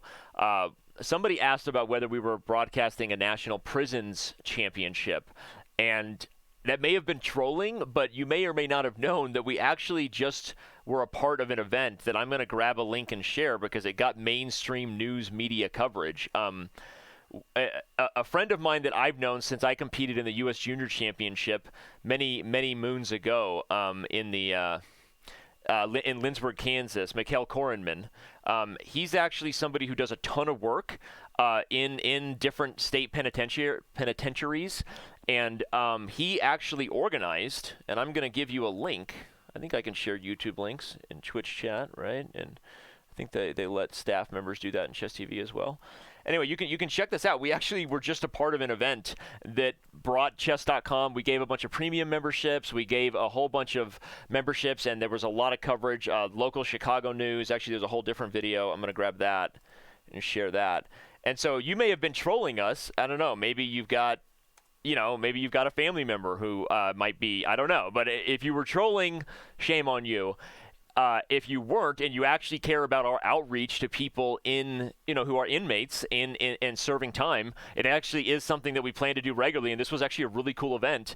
And we gave some Chess.com premium memberships, and it just got a whole bunch of coverage for people playing in kind of a national chess league in different prisons. So there you go. So just wanted to share that.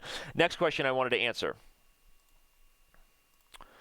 Let's see. I had it. In the time of Nick. By the way, where have you been, buddy? I love that guy.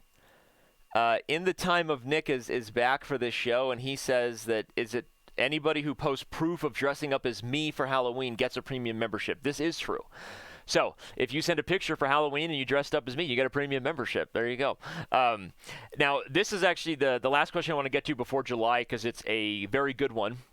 XD less than 3 in the Twitch chat says, have you ever thought about adding an engine-assisted chess category so people can play and cheat against each other for education? So this, and again, I don't think that was trolling. I think you're actually interested, and that's actually something we're working on. We've already got it ready to go. There's been some questions in regards to how we roll this out because a lot of people play this, and it's actually called centaur chess. So you're half man, half horse. That's what a centaur is, right? Fact check on that? That's centaur. So centaur chess is a variant that we have discussed. We actually have the ability to roll it out pretty quickly and create a pool in a league just for that. There's some different discussions about that, but if you are interested in that, a lot of people actually like the experiment of, I would call it sort of cyborg chess, right? Half human, half machine, centaur chess, whatever. There's a lot of people that really enjoy that, and not just for the aspect of I want to cheat openly, but actually the, as you said, the scientific aspect of that. And so that is something that will be coming your way at some point on Chess.com. Yes, sir. Just getting word in from our chief mythology officer here. Yes. You are correct. Centaur. Okay, chief mythology officer. Make sure you get him some wine. Okay, so we're going to review July now. This is our last report. Ask this team here, please share a link to this report so that users can play along with me. I'm going to wait for that to show up in chat here. Chess TV and Twitch TV Chess. Come and follow along and read the July report with me. If you're just getting here for some reason, this is the State of Chess.com live Q&A show. It's been a blast. I recommend you check out the VOD, and we've jumped into some pretty deep topics today. And as we review July, I'm going to remind you this is your last chance to get questions in. If you have questions for me, we have 29 minutes remaining in this show before we will hand things off to Arena Kings.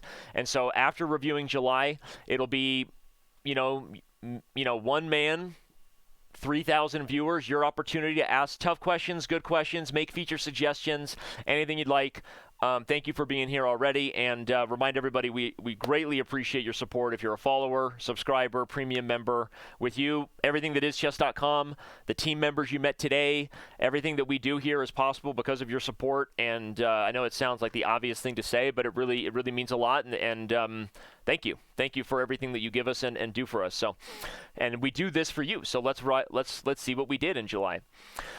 So one thing we added, which has been a request for a while, is better ways to have low time warning. You may not know this because it's an optional setting because some of you don't want it, but go into your live chess settings. You now have the ability to give yourself a louder sound when you are low on time. So if you are somebody who struggles with time pressure, I sound like an infomercial, like I transition into like, if you are somebody who struggles with time pressure, boy, do we have a cure for you. Right now in the live chess settings, you can now change it so that you will get a louder alert. Don't lose on time anymore on Chess.com. Not going to happen. You're still going to lose on time. All right. But you get a time warning. The follow feature is now a bit less intrusive. I actually want to report a bug. I'm going to make a note of that later. There's actually an issue with the follow thing since we did this that I just noticed the other day. I'll do it later. And use the user snap to report any issues you have, because now, as I showed you earlier in this show, maybe someone can share a clip on that. We take all of those user snap tickets very seriously. We have a 24-hour arena running every Saturday, which has been surprisingly popular. A lot of people, you can jump in and out of arenas, which is what makes them cool.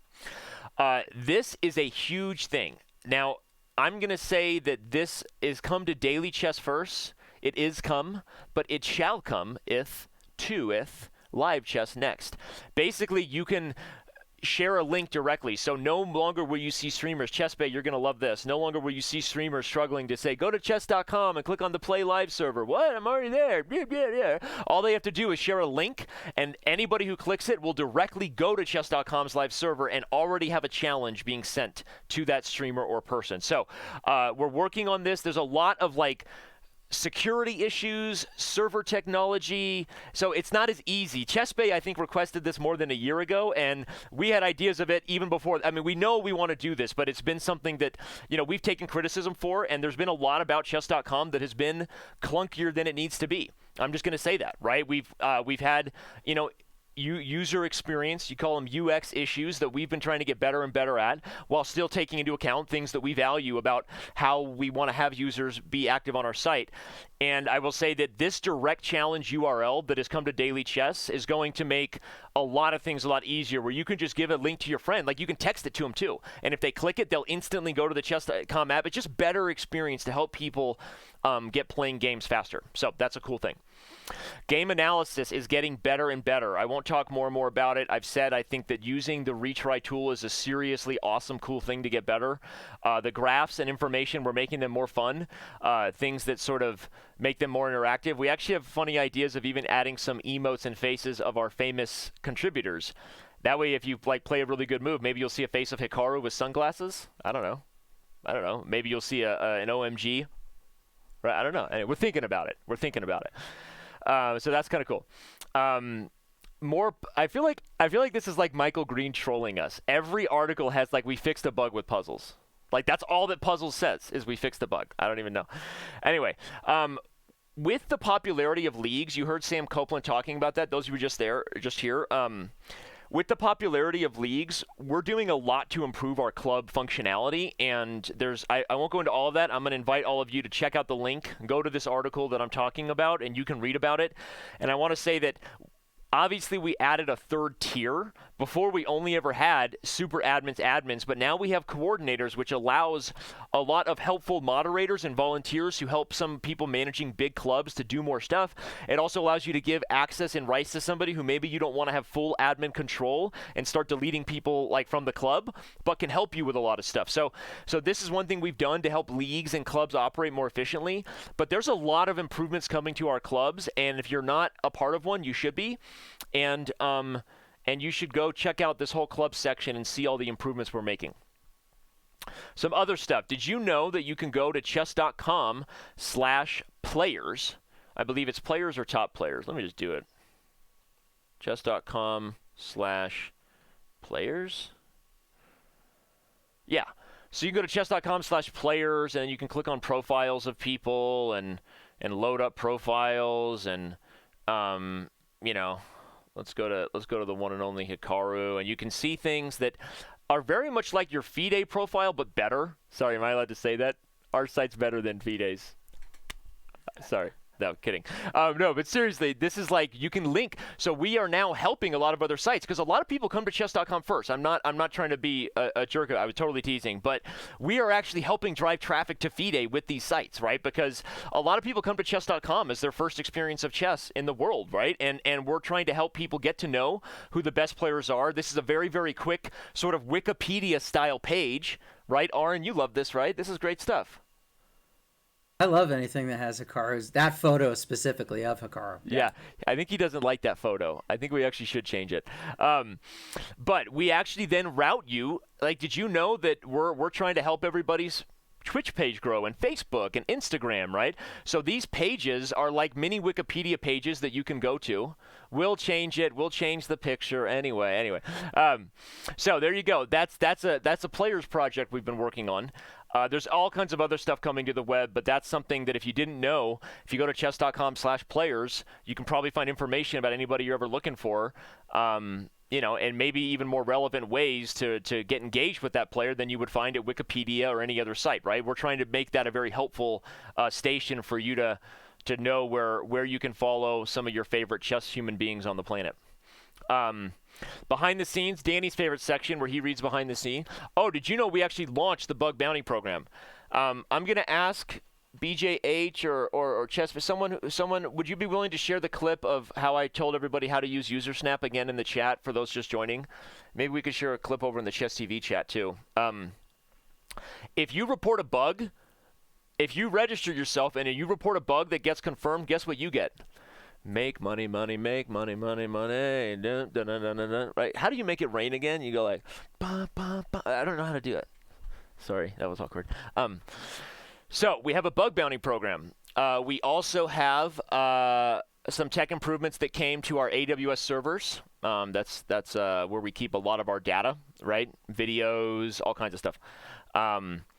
We fixed some of the ways we deal with auto muting and spamming and all kinds of stuff like that, and all kinds of other stuff on the back end. I actually really like to develop a new tool for query performance on multiple servers in real time. I have no idea what that means. That sounds like something our CTO would write. No idea, but that's why he gets paid more than me. So that's great. We've got iOS. Mastery lessons have now been brought. We've got better themes for puzzle mode in iOS. I didn't even know about this. I got to check this out. So now when you go into your rated themes, you can actually, so you get a breakdown by day of what you did. That's cool, I guess. You get a list of themes that you've done. Very, very nice. Okay, very nice. We have very many improvements. Those of you just getting here, asking the question again, we've covered it every segment. When is Android updating? The bad news I gave earlier in the show is that we're probably about a month out. Planet Chess Club, I see you there. Love you, buddy. Shout out to Planet Chess Club. Can we announce that he won our streamers thing? So Planet Chess Club is going to TwitchCon, courtesy of the Chess.com streamers program. And he actually was planning on going too with Jason Pierre-Sweeney. It's complicated. But anyway, he won our streamers prize for the TwitchCon prize. So he's going to TwitchCon. And he knows, right? I can say that? He knows. So congratulations, buddy. You're going to TwitchCon. But you're going to Disneyland. Whoa! Right? And it was an amazing amount of hours Yeah. of quality content. It wasn't like, oh, I'm just gonna put this on and then go Yeah. make tea for 5 hours. It was legit content. Yeah, no, and so we actually monitored for that. So you can't just turn on your thing and be like, oh, I streamed the hours that Chess.com asked to be eligible. Planet Chess Club did 375 hours of streaming for the last 6 months. More like over 500. The guy is an animal. Planet Chess Club, you're a beast, dude. And congratulations, you're going to TwitchCon. Have a blast with everybody. Last thing, guess what? We are making the world a better place. If you're just getting here, in May we closed 8 title players. In June we closed 7. This month we only had 4 title players closed for cheating. Title players, you're doing great. Stop cheating. You're doing great. Be different. Stop cheating. Play nice. I promise it'll change your life. Be different. Our support average time. So Sean joined us earlier. He talked about the quality score, something he works hard on with the team, and that we really get ratings from you guys about how we're doing, and we appreciate how honest you are in that. But also, he has a goal that not only are we trying to have great quality scores, making us feel certain that we're serving our community, but also that every ticket is gotten to in less than 24 hours, that we never have a queue that gets over a day. So if you went there right now and wrote a long ticket to support, you're going to hear back from somebody within a day. That's our commitment to you, and we share that information.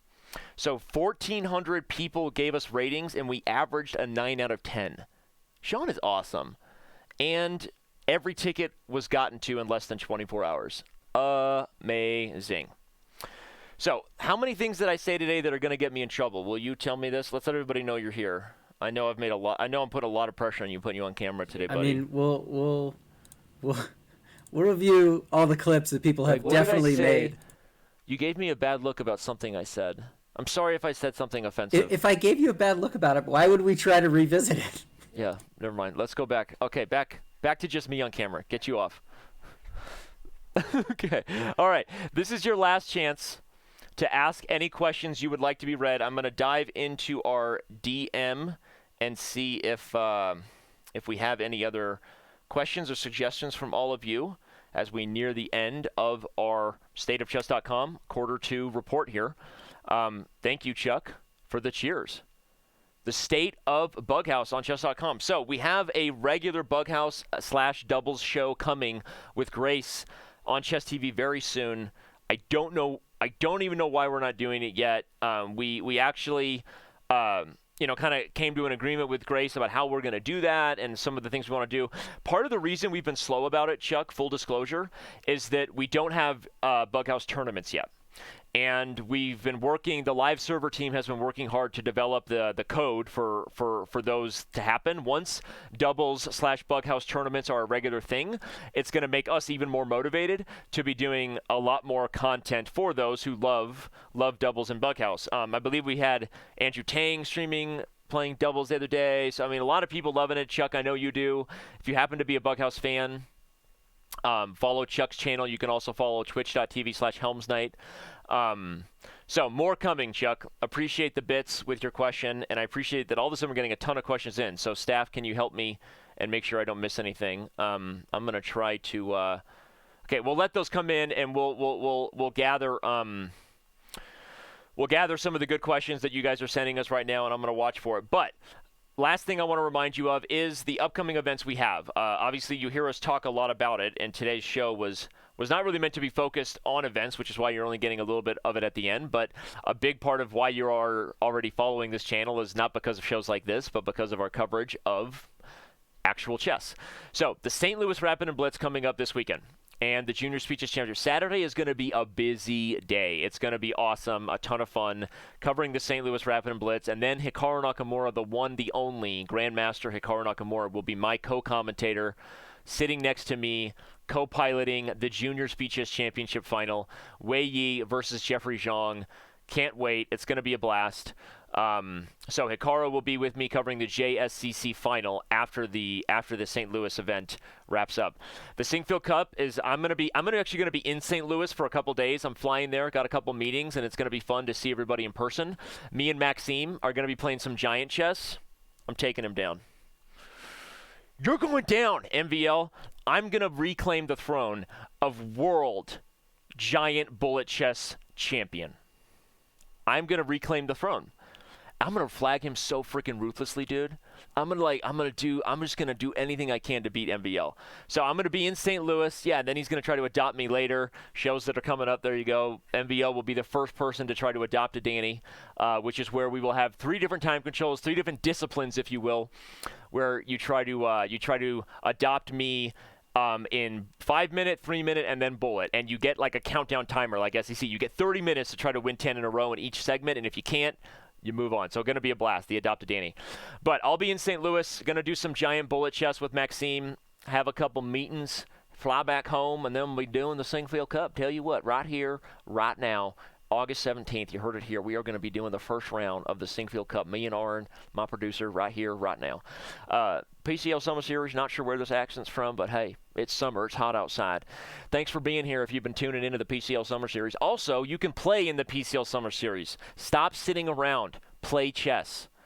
And, of course, the Speed Chess Championship running all the time. And the biggest event of the year, we're leading up to the FIDE Grand Swiss. I mean, are we excited for that event or what? I mean, Magnus Carlsen, Fabiano Caruana, everybody in the world is playing in the FIDE Chess.com Grand Swiss at the Isle of Man. It is going to be lit. Aaron will be there. Aaron will be on the Isle. The Isle of Man.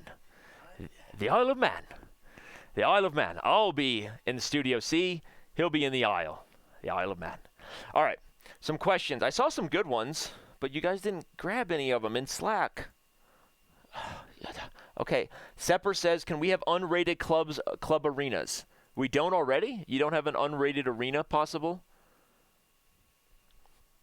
Yeah. Submit a user snap and then get 10 of your friends to do the same thing and it'll happen. Showing tactics rating when I shouldn't just read them out loud, right? Is that what we decided? Okay, hold on. I'm scrolling back, looking for questions. Looking for questions. Are coaches' profiles coming back? Coaches' profiles are still there. All you have to do is go to chess.com/coaches, and it's there. So, okay, next question. I love VJH. ChessBay is not a Chess.com employee. Daniel Rensch is his actual Twitch username, and the Earth is also not flat. Nor is it run by lizard people.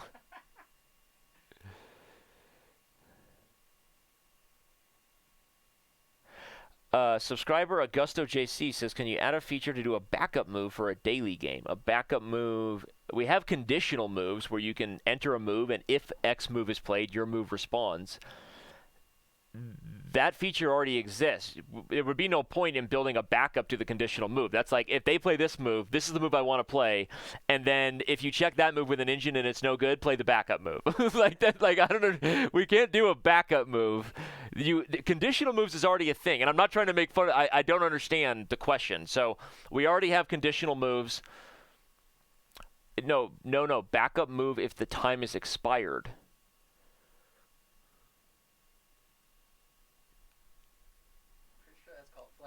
Is that called losing on time? I don't understand, dude. No, seriously, help me out. Help me out. Me and Big Vlad are talking all the time, Philidor position. He did that interview. Did you guys see the Big Vlad interview? Big Vlad did an interview. Let's show that real quick. Let me actually, I'll just try to Google interview with Vladimir Kramnik, Chess.com. Because if people don't know about these interviews, like, you are missing out. There you go. I'm not afraid to lose. The top search. So Vladimir Kramnik. So this guy here, his name is David Cox. He's a writer for the New York Times, and he is somebody that we hired to help us bring more professionalism to the chess world and the community in terms of different people, because he's done profiles on Usain Bolt, Novak Djokovic, other really, really famous people in the sports world, and we compensate David and we work with him to connect him with the world's top chess players, and he does these really in-depth interviews, and these profiles are super interesting, and it's something that we've been trying to do to just help all of you get to know your favorite chess players and legends better and better. And so this is just one of them, and this is one of the best, but he's done profiles with Anish Giri, with Wesley So. I mean, anyway, these are really, really great things. He's already working on profiles with some other top personalities. I think we publish one a month right now. So if you didn't know that we were doing that, that's actually just really great. And I know they're like, oh, Danny, shameless plug. But this is free content. I'm not even promoting a premium feature. This is just awesome, in-depth stuff that we bring you because we love you. That's it. It's free. Read it. It's awesome. All right. I'm trying to go to any other recent questions. We're running out of time. Okay. E.O. Ghoul asked. Okay, now we've got some questions. E.O. Ghoul, profiles are back.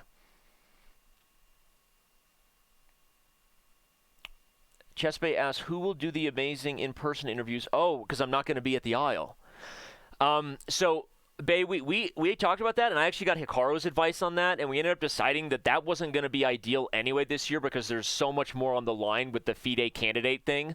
And I actually asked Hikaru, and he said he probably didn't think people would be willing to share, not even because of preparation, but because they'll be tired and things like that. So we actually pulled the plug on the in-depth interviews that I did with guys like Vladimir Kramnik and others before the decision of me not going. So I really appreciate that, and I know people like that, but that's why we pulled the plug on that. So we're not doing the in-depth game reviews like we did last year from the Isle of Man, but if it's not a FIDE Grand Swiss event next year, we'll probably bring them back. I'm looking. Did you get EO Ghoul about working on ways to help grow in-person chess clubs and organizations? I'm looking for that. Let me answer Saucy Mo, because that's Hans Cole Neiman, right? He asked a question about lag. Have you considered removing lag compensation? So this is a really complicated question, Hans, that I would love to actually discuss with you privately. Not because I don't want to discuss it openly, but because I think we would be diving really into the weeds here, and there's a lot of reasons that we do what we do that, like, to be fair to you, you probably wouldn't know, and that understandably so. And I think that obviously guys that are speed demons like you, I almost said spleed demons, I assume Hans is still here. I don't see him in the chat. But Saucy Moke, there's a reason we do what we do. I think we do less of it than you would think. I think sometimes it's like assumed that that's what's being done when it's actually not. But it is complicated when you're dealing with people with lag and different types of stable connections all over the world. And so I'm actually curious on your feedback on that, legit, because there are opportunities to make improvements in terms of all that stuff. And I would like to know what your experience is so that we can improve that and change that, especially for bullet demons like yourself. So maybe Nick or someone in the chat, we should tell Hans to reach out to me on Slack, because I actually do want to discuss that with him. We got time for 3 questions. 3 more questions. Okay, you want me to do EO Ghouls? Yeah. Great question. Is Chess.com working on a way to help grow real in-person chess clubs and organizations all the time? That's 24/7. That's 24 hours a month, 7 weeks of the year.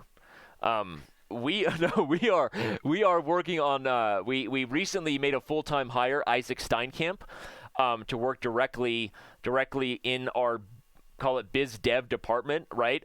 Guys like Isaac and others, and we have goals all the time. We've done it for years. Funny story, about 8 years ago, when we only had like 7 employees and I was running all the things that were biz dev, PR, content, I actually reached out to like every club in the U.S. And if you go to Todd Andrews just posted something of the Nashville Chess Club, of a banner of ours still hung in their thing. I sent all these major chess clubs a Chess.com banner, a whole bunch of pens, a whole bunch of score sheets, and we did that active outreach, and it was something we did then.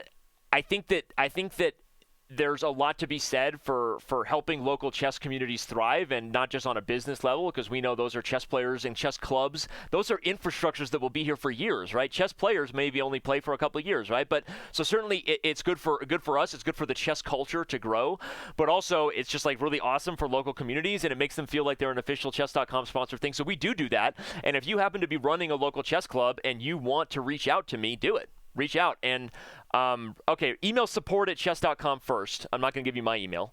Email support@chess.com, and then and we'll go from there. But we have done that, EO Ghoul. We will do that again.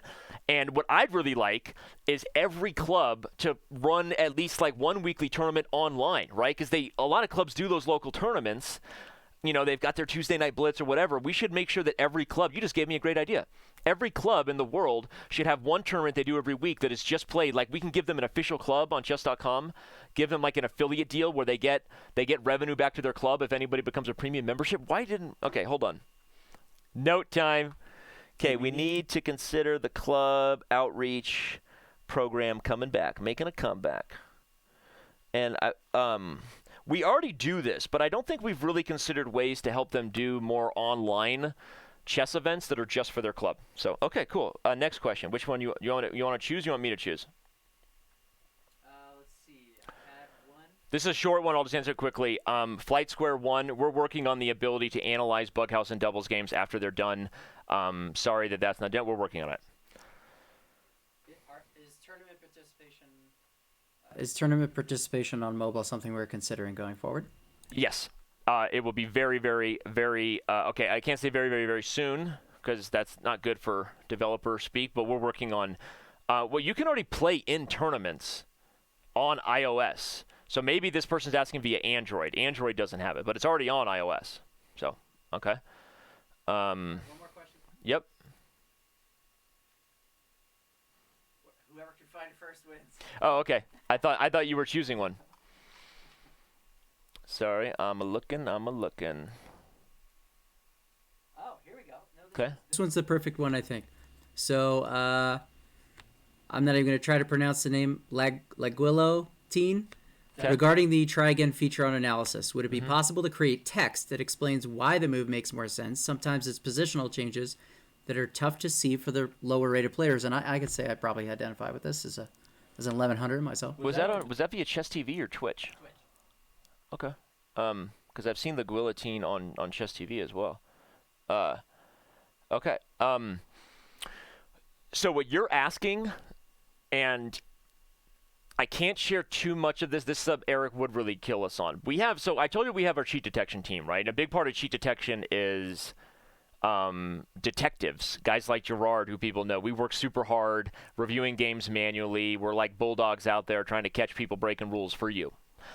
We also have the data scientist aspect, right, which is really invested heavily into algorithms that can detect non-human patterns and influence in games. And that's the best way to say that, right? Maybe we can share the link to our cheating testimonial. Hope everyone checks that out. A big launching point from data that starts with cheat detection naturally goes into all kinds of questions about unlocking the whys of chess. And so I can't really get into where we're at in that, but it wouldn't be a secret. I don't think Eric can get mad at me for this, saying that we're working very hard on that. You know why? Because everybody's working hard on that. Like if you are a chess website, we get approached all the time by people who tell us they're this close to unlocking that where engines can start speaking human terms, right? And usually they say that, and then they say they're launching, and so we better do something right away, but then like 6 months go by and they don't. You know why? Because it's super hard. It's like we're working on it. And what I'd like to say is I think we've unlocked some things that others haven't. And at some point we are going to be really making a push to try to help. Because why? Because it helps people get better. But here's the thing. As much as most people think I'm obnoxious, and I would get it, when I'm explaining chess, that's like what I do for a living, right? And I'm explaining as a human that like helps you get better. It's really hard for engines to speak professional chess teacher, right? Because it's something that, I think you could argue technology is trying to do across the board, from neural networks and things that are trying to solve bigger global issues than why you blundered your queen, right, in a chess game. So what you're asking is absolutely 100% the next stage of chess analysis evolution, and we have it greatly expanded what was initially our cheat detection team into much more data scientists, and we have a lot of people working on this. So we hope to be unlocking it at some point. I'm being told that we are done. We are wrapping. It is a wrap. We are signing off. I love you. I miss you. Thank you for being here. Go, go, Power Rangers. Da-na-na-na-na. Go, Bye, everybody. Go, Power Rangers. Da-na-na-na. Go, go, Power Rangers. Mighty Morphin Power Rangers.